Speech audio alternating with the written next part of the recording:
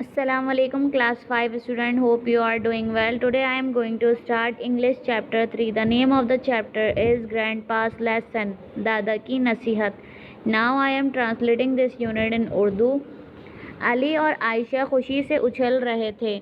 उनकी एक्साइटमेंट की अहम वजह थी कि उनके दादा उनसे तवील अरसे बाद मिलने आ रहे थे। वो एक किसान थे और गांव में रहते थे। उनकी अम्मी किचन में खाना बनाने में मसरूफ़ थी। जल्द ही उनका इंतज़ार ख़त्म हुआ। उनका ख़ास मेहमान पहुंच गया। दोनों ने दरवाजे पर अपने दादा को सलाम किया। दादा ने दोनों को प्यार से गले लगाया। दोपहर का खाना तैयार था तो बच्चे दादा के साथ टेबल पर मज़ेदार खाना खाने बैठ गए। खाने के बाद दोनों बच्चे जोशो खरोश से अपने गैजेट्स यानी आलात के बारे में बताना शुरू हो गए। दादा, ये बहुत एक्सपेंसिव है और इसमें बहुत सारी लेटेस्ट फीचर्स हैं, अली ने अपना मोबाइल हिलाते हुए कहा। आयशा ने अपना लैपटॉप दिखाया। देखें दादा, मेरी किसी फ्रेंड के पास इतना एक्सपेंसिव लैपटॉप नहीं है। ये कितना आला है, क्या ये नहीं है? उसने घमंडी अंदाज में पूछा। हाँ ये है, दादा ने मुस्कुराते हुए कहा। शाम को आयशा अपनी अम्मी के साथ शॉपिंग के लिए गई। वो 1 घंटे बाद वापसी आ गई।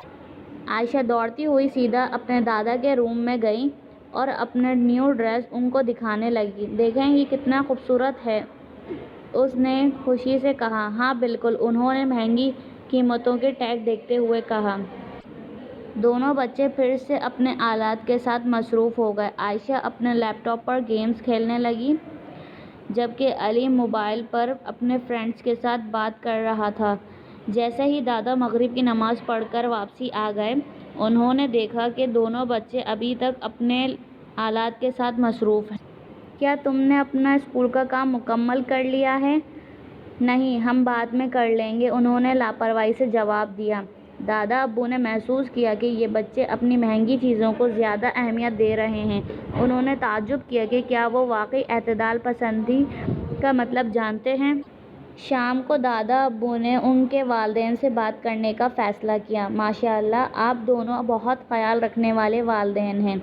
आपने अपने बच्चों को जदीद चीज़ फराहम की है, लेकिन मैं फ़िक्रमंद हूँ कि उससे वो दिखावा पसंद ना बन जाएं। मैं चाहता हूँ कि वो अपने तर्ज अमल में सादगी इख्तियार करें, उन्होंने कहा। आप ठीक कह रहे हैं अब्बू, मैंने पहले कभी इस बारे में नहीं सोचा, उनके बेटे ने कहा।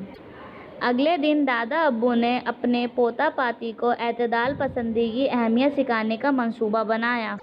बच्चों तैयार हो जाओ, आज मैं तुम दोनों को एक ख़ास जगह ले जाने वाला हूँ, उन्होंने कहा। दादा अब्बू, हम कहाँ जा रहे हैं? बच्चों ने घबराते हुए पूछा। ये हैरान कुन होगा, बस तैयार हो जाओ, दादा अब्बू ने कहा। रास्ते में दादा अब्बू ने कुछ तोहफ़े खरीदे। वो बहुत सारे थे। दोनों हैरान थे कि ये दादा अब्बू ने किसको देने के लिए ख़रीदे हैं। दादा अब्बू ने टैक्सी ड्राइवर को यतीम खाने के करीब जाने को कहा। दादा अब्बू दोनों बच्चों को इमारत में ले गए। वहाँ उन्होंने बहुत से बच्चों को सहन में खेलते देखा। उन्होंने आम लिबास पहने हुए थे। दादा अब्बू उनके पास गए और उन्हें वो तोहफ़े दिए जो उन्होंने ख़रीदे थे। वो बहुत खुश हुए। दादा अब्बू सहन में बेंच पर बैठे और दोनों बच्चों को अपने साथ बैठने को कहा। दादा अब्बू ये यहाँ क्यों रहते हैं? आयशा ने बच्चों की तरफ हैरानी से देखते हुए पूछा। उनके वालिदैन नहीं हैं, इनके पास रहने की कोई जगह नहीं है। ये यतीम खाने को खाना, कपड़े और छत मुहैया करता है, दादा अब्बू ने जवाब दिया। मेरे प्यारे बच्चों, मैं आपको ये एहसास दिलाने के लिए यहाँ लाया हूँ कि कुछ बच्चे आप लोगों की तरह खुशकिस्मत नहीं होते, लिहाजा आपको अल्लाह का शुक्र अदा करते रहना चाहिए कि आपके पास सब कुछ है जिसका आप ख्वाब देखते हैं। आपको अपनी ज़रूरत से ज़्यादा खर्च नहीं करना चाहिए और दूसरों की ज़रूरियात का भी ख्याल रखना चाहिए। दोनों बच्चे दादा अब्बू की नसीहत से बहुत मुतासिर हुए। कुछ दिनों बाद दादा अब्बू अपने गांव चले गए। कुछ महीनों बाद वो उनको दोबारा मिलने आए। अब की बार उन्होंने अपने पोता पाती की तर्ज अमल में काफ़ी हद तक तब्दीली देखी। अब की बार अपने महंगे आलात दिखाने की बजाय अली और आयशा ने वो तोहफ़े दिखाए जो उन्होंने अपनी जेब खर्च से उन बच्चों के लिए ख़रीदे थे। हफ्ते के अख्ताम पर वो